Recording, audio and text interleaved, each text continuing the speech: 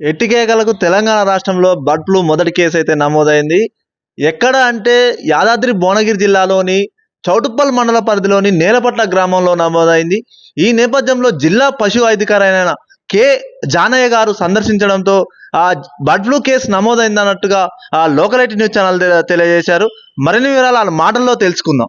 అనేది ఈ భువనగిరి యాదాద్రి జిల్లాలో ఈ యొక్క నేలపట్ల గ్రామంలో గత వారం ఎఫెక్ట్ అయ్యి చాలా చనిపోతే వాటిని శాంపుల్స్ని భూపాల్ హై సెక్యూరిటీ ల్యాబ్ పంపించడం జరిగింది. నేను జిల్లా పశు వైద్యాధికారి డాక్టర్ కె జానయ్య మాట్లాడుతున్నాను. అది రిజల్ట్ పాజిటివ్ రావడం జరిగింది. దాని కొరకు మేమంతా ఇక్కడ ఏంటంటే ఇన్ఫెక్టెడ్ జోన్ అని సర్వేలెన్స్ జోన్ అని ఒకటి క్రియేట్ చేసినాం. ఇన్ఫెక్టెడ్ జోన్ అంటే 1 కిలోమీటర్ వరకు పరిధి వరకు ఇన్ఫెక్టెడ్ జోన్. ఈ ఇన్ఫెక్టెడ్ జోన్లో బర్డ్స్ లేవు.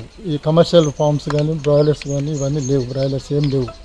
వీటిని దాని కొరకు ఏంటంటే ఇట్లా వదిలిపెట్టకుండా దాన్ని శానిటైజ్ చేస్తున్నాం. ఇప్పుడు ఇవన్నీ ఫార్మ్స్ అన్నిటిని ఎంటీ ఫార్మ్స్ ఉన్నటిని శానిటైజ్ చేస్తున్నాం. 4% ఫార్మాలిన్ తోటి అవుట్ సైడ్, 2% హైపోక్లోరైడ్ తోటి షెడ్ లోపల మేము శానిటైజ్ చేస్తున్నాం.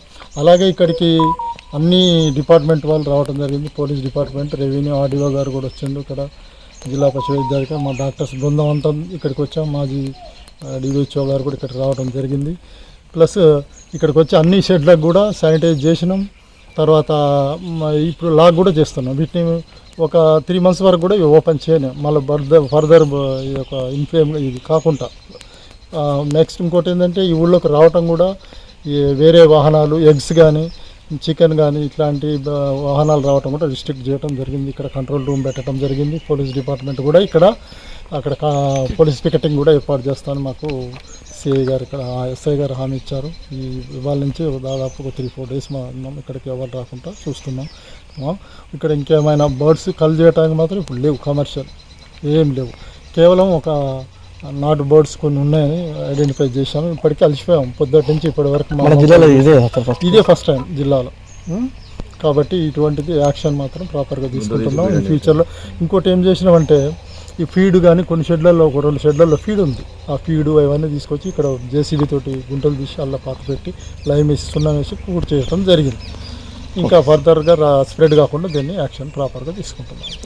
ఓకే, జానయ్య చెప్తున్న ప్రకారం అయితే గత వారం రోజుల క్రితం ఇక్కడ నేలపట్ల గ్రామంలో 1000 కోళ్ళు మరణించడంతో వాటి శాంపిల్స్ సేకరించి భూపాల్కి పంపించడంతో అక్కడ బర్డ్ ఫ్లూ వ్యాధి నిర్ధారణ కావడంతో తెలంగాణ రాష్ట్రంలోనే మొదటి కేసుగా నమోదైందని చెప్తున్నారు. అదేవిధంగా ఇక్కడ సర్వేలెన్స్ జోన్స్గా ఏర్పాటు చేసి ఇక్కడ చికెన్ కానీ అదేవిధంగా ఎగ్స్ కానీ తినకూడదు నిషేధం అని పెట్టి ఈ యొక్క కోళ్ళ ఫామ్ ఏదైతే ఉన్నదో దాన్ని 3 months వరకు ఓపెన్ చేయకూడదని సీజ్ చేశామని చెప్పారు. ఇక్కడ పోలీస్ వారి ఆధ్వర్యంలో పికెట్స్ గిట్ట ఏర్పాటు చేసి అంతర్రాష్ట్రం నుంచి కానీ వివిధ జిల్లాల ప్రాంతాల నుంచి కానీ ఇక్కడికి చికెన్ కానీ గుడ్స్ కానీ రానియకుండా 1 kilometer మేర పోలీస్ వారి ఆధ్వర్యంలో ఇక్కడ బందోబస్తు నిర్వహిస్తున్నారని చెప్తున్నారు.